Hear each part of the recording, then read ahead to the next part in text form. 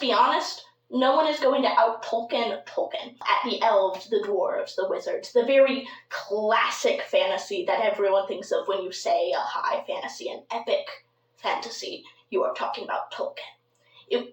Whatever you write will always be compared to the better examples. So why not make entirely new creatures?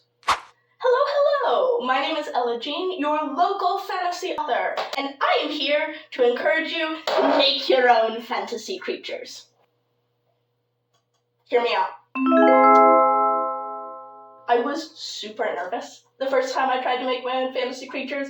The first time I actually wrote fantasy, I wrote urban fantasy, because I didn't want to stick with my own fantasy creatures. And the next thing I wrote was human light high fantasy, where it's fantasy, it's a high fantasy, but there is the human race, and we are not humans, but we look identical to humans, unless sometimes we have like one quirky feature, and we have magic. And depending on the book, we are either above all humans or below all humans. That's like human light fantasy. Not here to trash on it. I'm about to try to put a book out on Patreon, 1 chapter a week, starting in January. That is human light fantasy. There's nothing wrong with it. I always wrote it because I said I wasn't going to out-Tolkien Tolkien. He has done so much. He has outdone us all with that dedication to his world, and I ain't gonna match it, so may as well write a different genre. So once again, I'm not here to trash on human light fantasy. But it is super common, and I'll be honest, now that I'm writing a for fun story where it's not human light, I've realized how fun it is to come up with creatures. There are hundreds of different species you could already choose from. If you want more creatures in the book, there are the elves, the dwarves, the fairies, the dragons, the zombies, all of it. But I find that you often really get compared. Like, a lot of these classic fantasy people have very specific rules, but different people know different rules. And if you don't get your rules established early on, the readers will just, like, auto-assume, oh, it's an elf, it's a nature spirit, it lives for a long time, has pointy ears, and is probably good at archery. And if you want an elf that, like, isn't good at archery, that's just the one I chose, you need to establish that hard and fast at the beginning, or they will just assume the stereotypical definition. And you know what?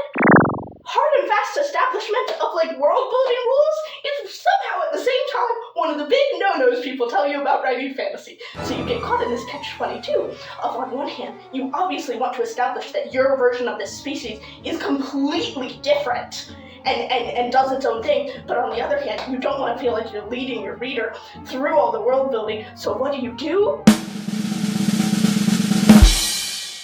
Create your own. And I have 3 ways to do it. That was more dramatic than it needed to be. Personally, they go from easiest to hardest for me. You may find you're better at certain things in writing. I really think everyone has something they're really good at writing, and then some things that you stare at and poke at with a long pole and hope that they work out. What the fuck? If these are not as easy for you in certain ways, do it other ways.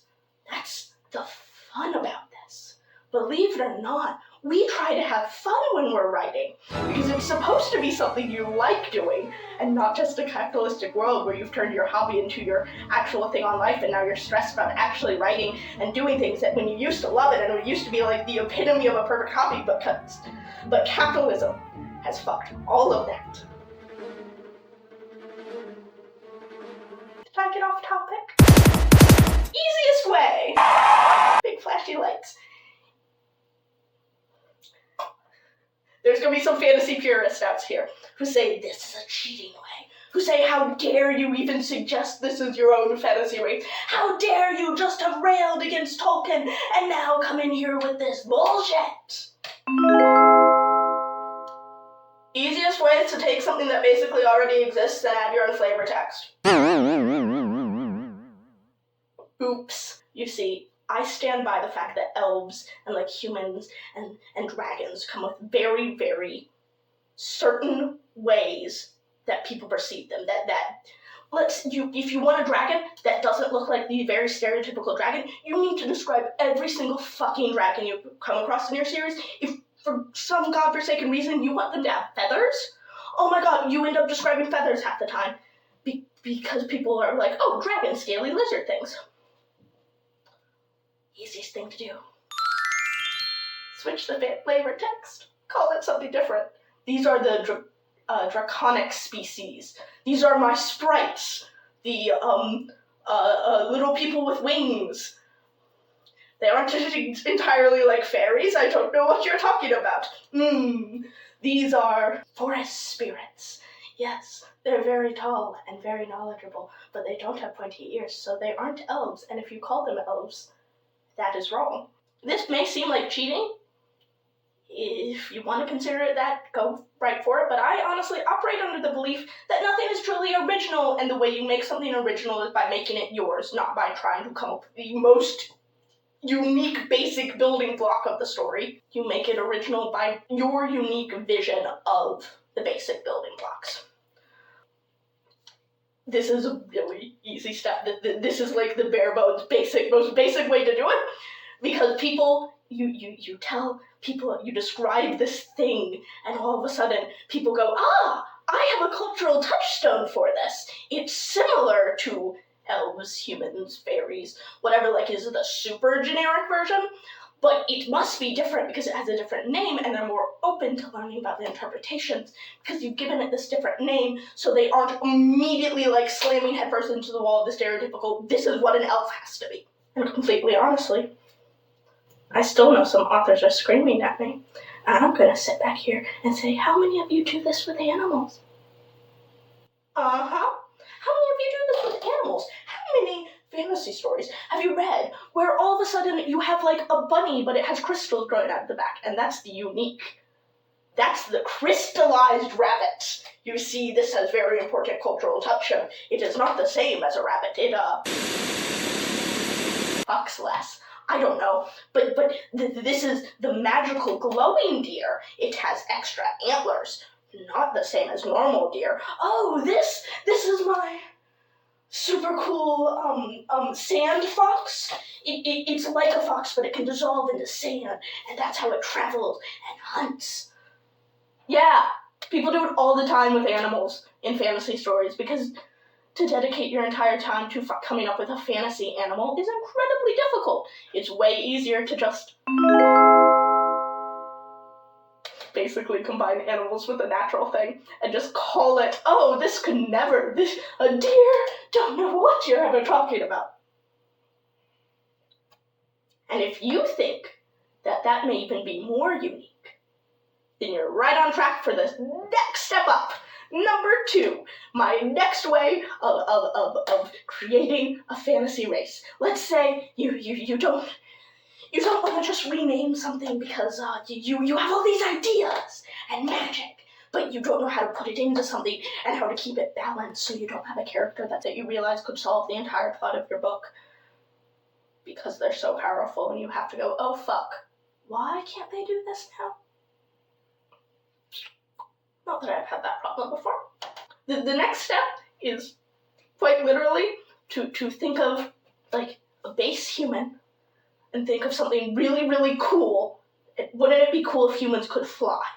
Okay, but now you have to give them a limiting factor of, okay, they can fly, but their wings are so delicate that even the simplest touch can rip them, like butterfly wings. And now you have this thing that is unique. And that can be its own species, that is balanced because there's a cool and a bad thing. And suddenly, you have a new species. And you may be saying, Ella, isn't that what human light is? The thing you just said we see so much of? Yeah. You see, all we have to do to move beyond the human light is to have multiple human light races. Seriously. Instead of just one human and one human light race, have 3. And 3 races beyond humans, and then all of a sudden humans really aren't the dominant force in your world, and all of a sudden you have this epic, sprawling fantasy of these like humans, some who have wings and can fly, and some that look a little bit less human and like more animal qualities, like it got smashed together in a fucking hydraulic press, and out came this chaos, and oh my god, suddenly you have species. Once again, this may feel like cheating, but once again, it is so useful. I kid you not. I am coming up with my new book that I likely won't talk too much about, because, no offense, I want some book that is fun and not being used to make content in any way, shape, or form, but I am very happy with it, so I do want to talk some about it.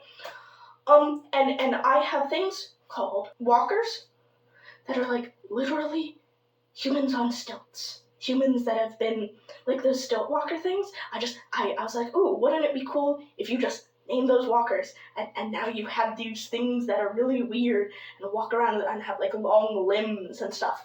But like I can picture them and base them in human. I have another race called the Cosmi that are literally just each of them a unique human mushed with something else. Some of them are like, ooh, they can control gravity, and some of them can like, ooh, they have multiple eyes. And that is just what the race is whatever I think of as cool at the time. Because guess what? We aren't all Tolkien. I know. There used to be a world where you could come up with so much race and interesting facts about your world that you have language and have developed the societies that they lived in. That doesn't work in our world anymore.